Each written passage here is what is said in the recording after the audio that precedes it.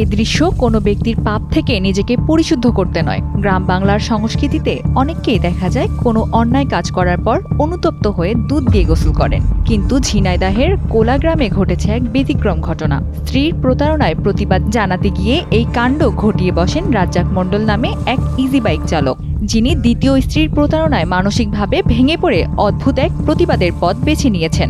নিজ বাড়ির উঠানেই 1 মণ দুধ দিয়ে করলেন গোসল। তবে ভুক্তভোগী এই রাজ্জাক মণ্ডলেরই রয়েছে প্রথম স্ত্রী ও 3 সন্তান। 4 বছর আগে প্রেমের টানে করেন দ্বিতীয় বিয়ে। ভালোবাসার প্রমাণ হিসেবে তুলে দিয়েছেন গহনা, নগদ অর্থ, এমনকি নিজের গবাদি পশুও।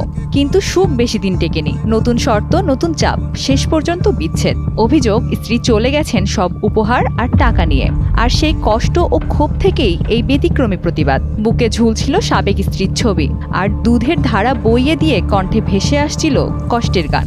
ঘটনায় হতবাক এলাকাবাসী। কারো কাছে এটি আবেগের বিস্ফোরণ, আবার কারো কাছে নিঃসঙ্গ এক মানুষের শেষ আর্তনাদ। মান সম্মান সব হারাইলাম, তোমায় পাইলাম না।